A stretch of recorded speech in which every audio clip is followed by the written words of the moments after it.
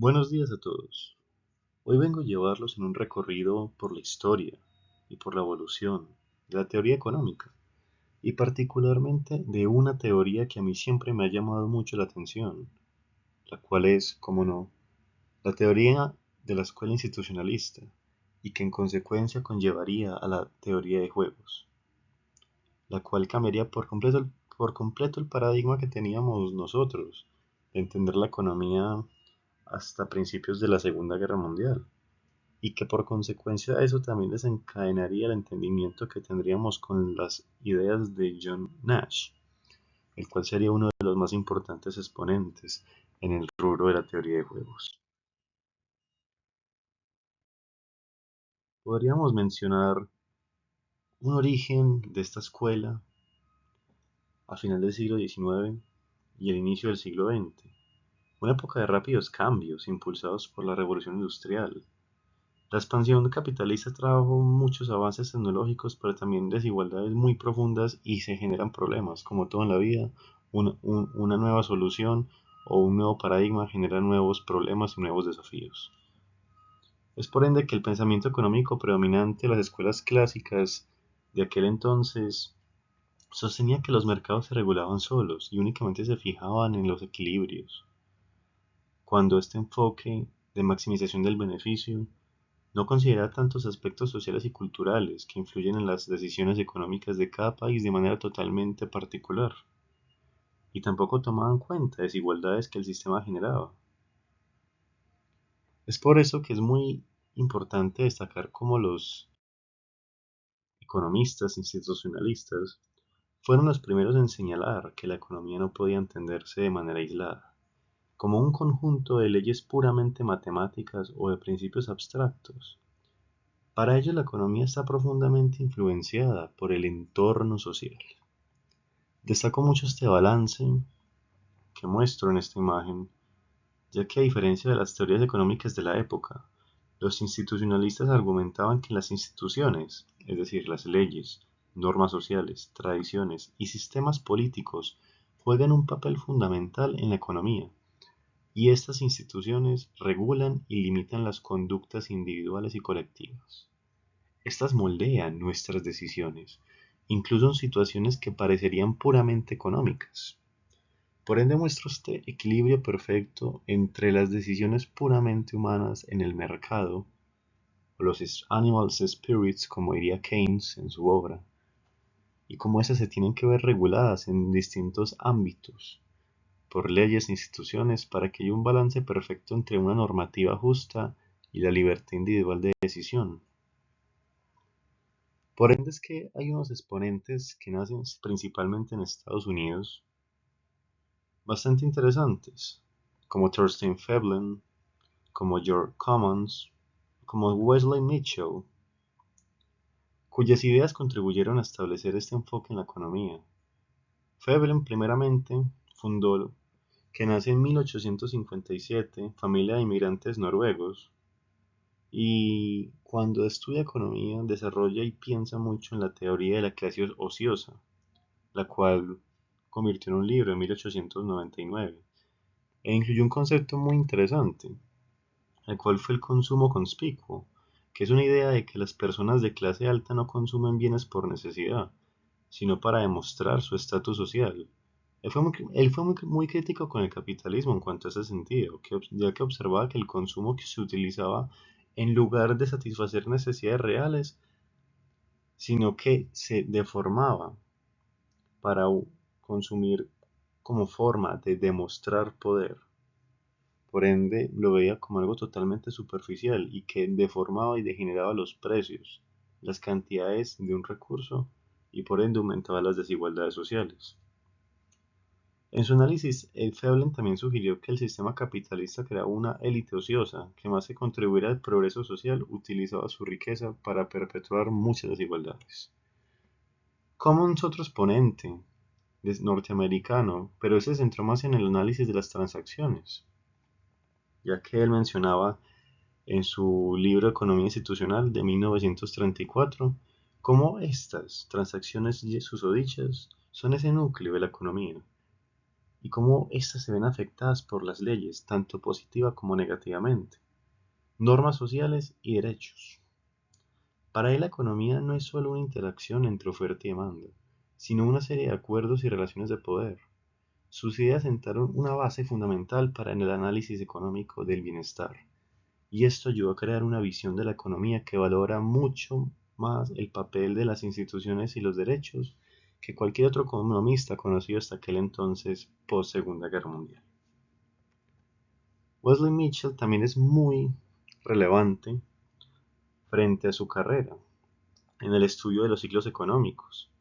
Él funda el National Bureau of Economic Research, el cual si lo traducimos sería el Centro Económico de Investigaciones del Buró, o sea, del gobierno.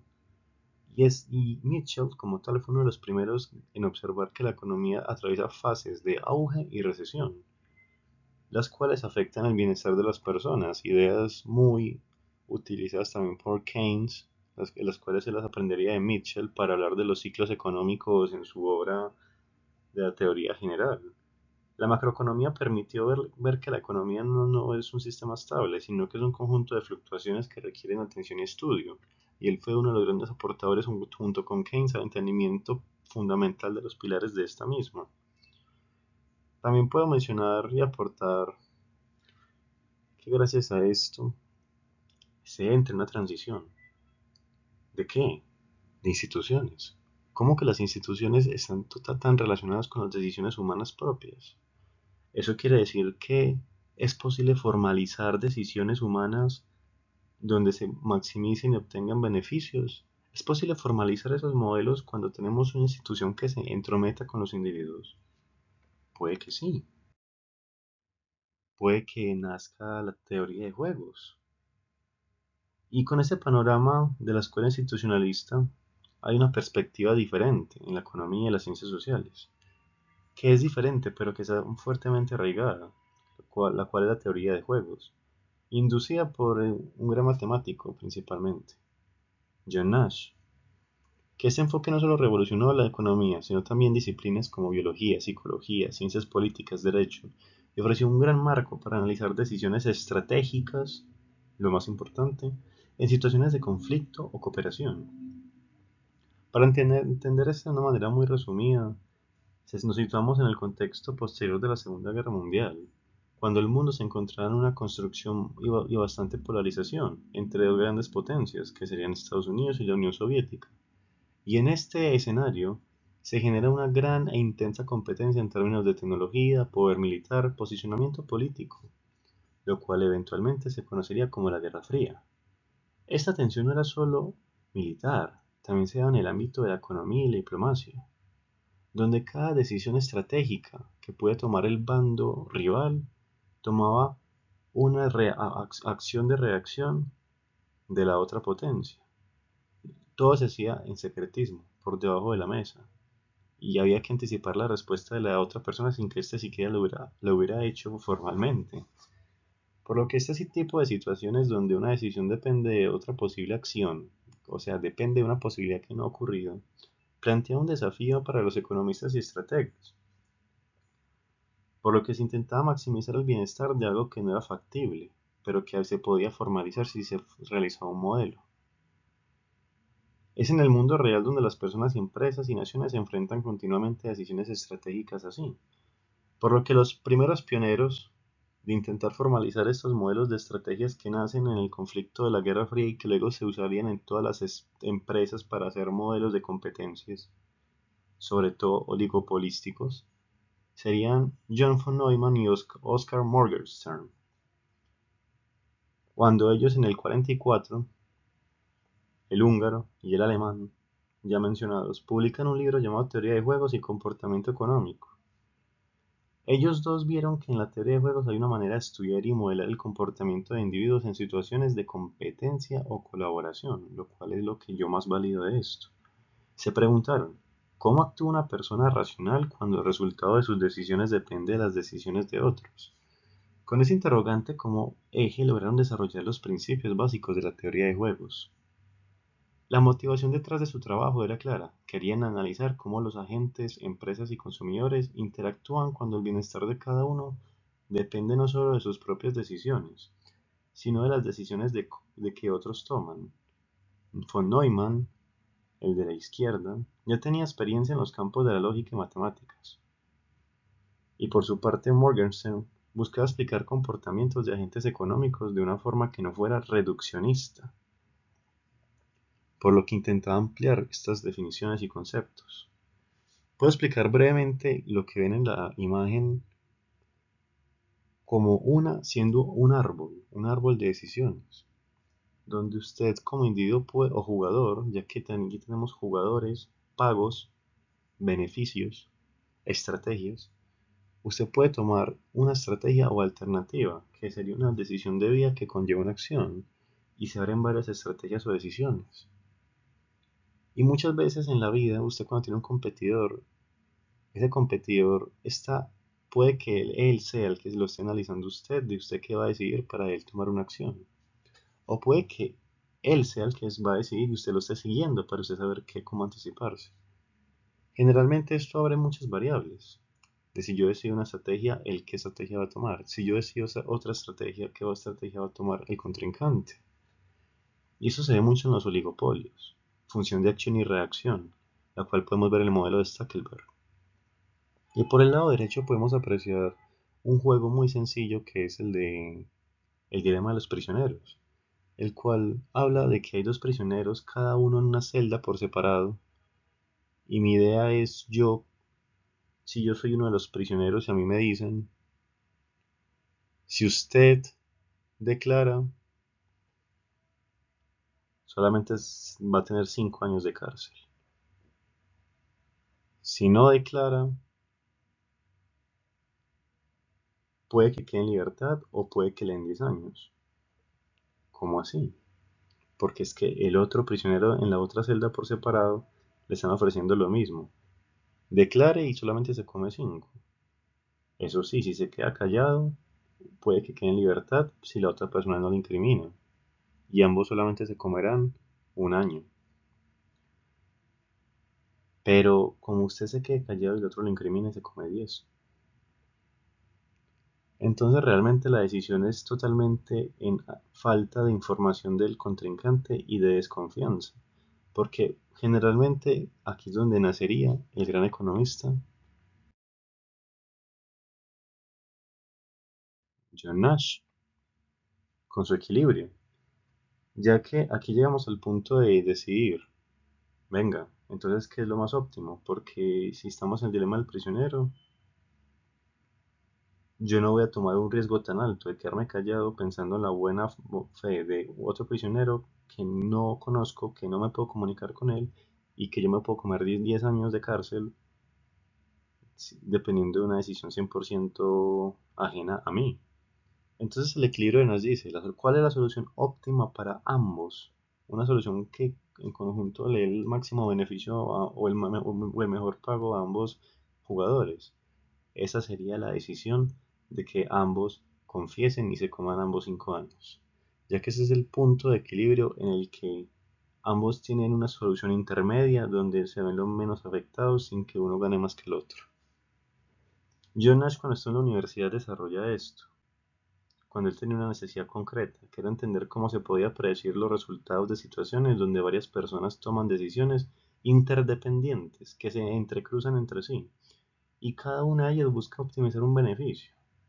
Entonces el equilibrio de NAS fue un avance fundamental, ya que eso demostraba que en muchos juegos estratégicos los jugadores pueden alcanzar un punto donde ninguno tiene incentivos para cambiar su estrategia unilateralmente, ya que se sienten en su punto máximo de utilidad respecto a lo que podrían perder en cuanto a riesgos.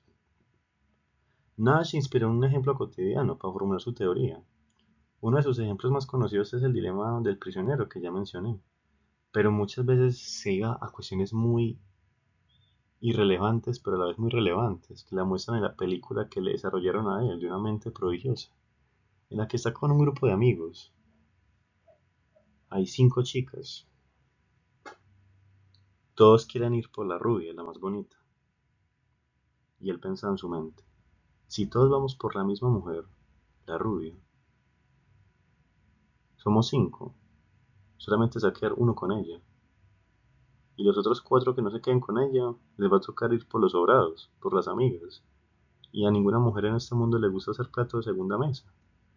Así que se queda solamente un man con la vieja, con la rubia, y cuatro amigos solos, sin bailar y sin estar con nadie esa noche. Por lo que la solución o equilibrio de Nash óptimo es todos ir por las amigas sin que nadie vaya por la rubia. Y así hay una posibilidad muy alta de que el balance sea mucho mejor. Ninguno obtiene la solución, el beneficio máximo de estar con la mujer más bonita, pero todos obtienen un beneficio. Es ahí cuando él comienza a entender más lo que es un equilibrio perfecto en un juego de estrategias entrelazadas. Para concluir esta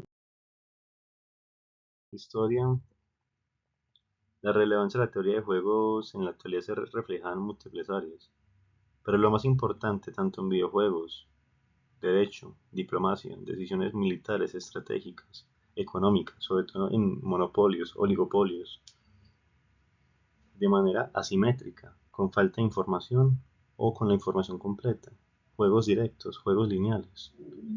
Lo más importante es que uno entienda que las decisiones no son lineales en el mundo generalmente y que ver todo como un sistema de pagos, beneficios y jugadores que buscan estrategias para maximizar sus beneficios es la manera más óptima de realizar modelos para entender todo en la vida cuando hay competencia de por medio. Es por ende que todo, como menciono, está entrelazado. Es por ende que digo que en la vida los logros de los individuos se determinan tanto por las instituciones y cómo estas instituciones se fusionan con una teoría de juegos. Porque muchas veces también las decisiones que se anticipan o se definen por algo que regula el gobierno. Así que yo veo la fusión de estas dos áreas en ese mismo sentido. Equilibrar, por ejemplo, la política monetaria y fiscal y cómo las empresas se adaptan a ellos, para no tener pérdidas de beneficios por una deflación, por una inflación o por pérdida de liquidez dentro del país. Y mucho más importante, cómo en la actualidad cosas como el COVID nos demuestran qué tipo de estrategias tienen que usarse, cómo la demanda agregada y el keynesianismo ha sido muy aplicable ya que en estos momentos de crisis el ahorro no ha sido algo totalmente sustancial para que un individuo en el corto plazo sobreviva. O cómo las guerras como la de Ucrania y Rusia demuestran a la perfección que la teoría de juegos está más vigente que nunca, para que los países que recibían muchas importaciones de Ucrania puedan definir qué estrategia van a usar frente a lo que haga Rusia con el país y cómo se verán afectadas las importaciones de ellos por esta razón. O cómo Estados Unidos habla con Israel y tiene que decirles que aunque invadan y bombardeen países de personas inocentes, que lo más importante es que no les destruyan las plantas petrolíferas, porque dañarían la economía global y la de ellos mismos. Esa es una reflexión de cómo todo en este mundo está conectado con la teoría de juegos. Muchas gracias.